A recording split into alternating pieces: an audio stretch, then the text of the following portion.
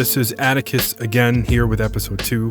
I've decided to do something different with this series, so I slept on it. I believe the series can serve as a type of commentary for the channel as a whole.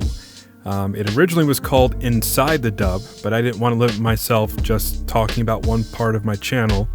I think this format works more efficiently and can cover lots of other things I do in the future. I'm going to dedicate this whole episode to just the Spider-Man comic book dub, and then give some insight on that popular story everyone knows about. I am campaigning to have these videos as short as possible, 10 to 15 minutes tops, with 10 minutes being my goal and 15 being my max. Comment below on your thoughts. You like them shorter, longer? Let me know. I think I'm going to dedicate another episode just talking about my vision for the channel instead of squeezing bits here and there at the end. I'm new at this, so bear with me.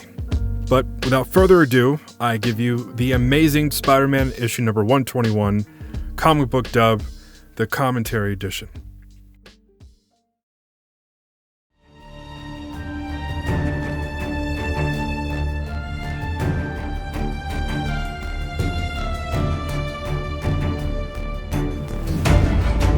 Someone close to me is about to die.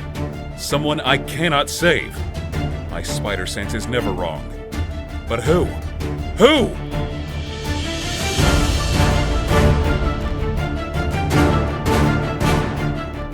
Alright, this dub started casting on September 26, 2025, and was officially published on December 15th. I really enjoyed this story, for the classicness of it, the vintage look. The story is the facsimile edition. It released back in 2023. It also marks the 50th anniversary of the death of Gwen Stacy. The story was first published in 1973 and has seen a few reprints since then, but the facsimile edition really sets the bar pretty high. When it was released in 2023, it actually sold on eBay for $770. I'm sure it's worth a lot more now, but I really enjoyed this story, especially given how popular it is. We saw it adapted in live action in Andrew Garfield's Amazing Spider-Man movies. And while that movie didn't exactly capture the original story, it was great nonetheless. The story broke that typical comic book trope where superhero love interests were untouchable, and it brought a devastating and realistic consequence to mainstream comics. Spider-Man here fails, and I imagine the reader was just as in shock as he was. I did find a contrast in this with Uncle Ben's death. Ben died because Peter did nothing. Gwen died even if Peter did something. After Gwen's death, Peter quits being Spider-Man out of guilt. He realizes that wearing the mask puts the people he loves in danger. And then he eventually returns because he realizes doing nothing costs lives as well. Uncle Ben's death taught him responsibility for his powers. Gwen's death taught him the personal cost of carrying that responsibility. While her death also shifted the focus to MJ as the main love interest, the transition was handled with real weight and impact. I could go on reviewing the psychological impacts, but I think you get it. Alright, so because of the time period, I was really stressing getting voice actors that could pull off that transatlantic accent. I wanted that accent especially for Gwen and Mary Jane. That's part of what caused a delay in publishing this. Sissy Clark playing Gwen Stacy had actually read me lines in an entire transatlantic accent, but for some reason just wasn't up to par what I was looking for. And while Mary Jane only had 1 or 2 lines in the issue, I had more dialogue for her that was going to pull from the follow-up story on this issue. Here, I'm going to interrupt the dub in the background for a moment. This page is actually the end of the continued issue for the story, Amazing Spider-Man number 122. This is right after Goblin gets killed by his own glider, and we see Peter essentially depressed at Mary Jane's apartment. This clearly marks that transition where MJ becomes his new love interest in the issues following this one. This page was originally meant to open the dub and lead into the scenes you've already seen, but when I put it together, it felt like it threw off the whole flow. So I decided to cut it. I really wanted this to feel like a complete, faithful adaptation of the issue as it stands. I didn't want anyone thinking that first page was part of this specific story because even though it exists in the larger narrative, it's not actually part of this particular issue. So yeah. Alright, so I'll hit on some things pertaining to some creative choices with the voice acting. We have a mix of seasoned actors and some newbies here. Trent Poe is back, not as Reed Richards, but obviously as Peter Parker, Spider-Man himself. Now, listen, I know a few have stated he sounded a little deadpan or too old. In this issue, Peter Parker is about 19 to 20 years old, so I get it. Trent has that classic vintage tone I've always loved, so he was the first person who came to mind when I started this project. He never even formally auditioned on the Casting Call Club website. I already knew what he could do from the previous stuff.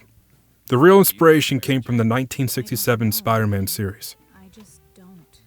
That old school delivery, that dramatic theatrical punch, that's what I wanted to capture. I aimed to lean into that style as much as possible, and Trent just nails it. He sounds nothing like Leo from the other Silver Surfer dub, and that was completely intentional. It was a creative gamble, going for something bold, vintage, and different instead of playing it safe. Cissy Clark played Gwen Stacy with a natural American accent, but what really stood out wasn't the accent. It was the training behind it. She comes from a strong theater background, and that experience shows. She's worked in directing, costume design, playwriting, you name it. She's currently pursuing a Master of Fine Arts degree in theater, so she's drawing from a deep well of performance knowledge. That kind of stage discipline carries over beautifully into voice acting. There's intention behind every line. She also runs her own YouTube channel, which I'll link below, along with her acting website, so you can see the full scope of what she's doing. But my favorite performance of the entire dub was the Stan Lee voiceover. His name is Rick, and he's assisted me in previous work before.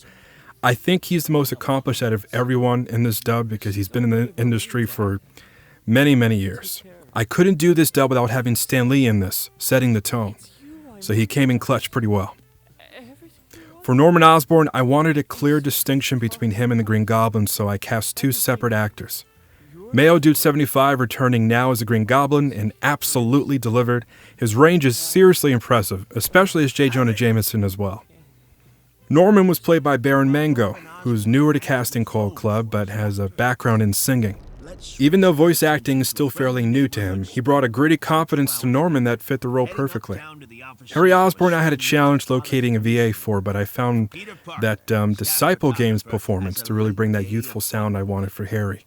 I know it doesn't exactly complement the vintage sound for Peter, but they never actually had scenes together, so I just went with it. Brian Falconer voiced Robbie Robertson and really captured that warm, easygoing energy the character carries. I haven't seen a ton of different takes on Robbie, but Brian's interpretation just feels right. He's active on TikTok and posts regularly, so you can check him out there. Again, I'll post that in the description box below. He's also genuinely one of the kindest VAs I've ever worked with, always helpful and open to trying something new. He even did a dramatic monologue version of the song Creep for my Encore series, which I've linked below as well. I really enjoyed making this, and I hope you enjoyed listening to it. Oh, I also forgot to mention that because I like to deliver things as authentic as possible, I did speak to a licensing company to give me the rights for a specific kind of music. This dub was intended to use some of the music from the 1967 Spider-Man series. But when they asked for $200 every time the song was played in the video, I politely told them to kick rocks. So in this dub, that's why you hear a blend of cinematic and R&B. That's all for today. Stay tuned for more. This is Atticus, Another World Spoken. I'll see you in the next one. At last, we can tell you the title of our tale, though it's one title we'd hope we'd never see. We call it The Night Gwen Stacy Died. And you can be sure the story doesn't end here. To be continued.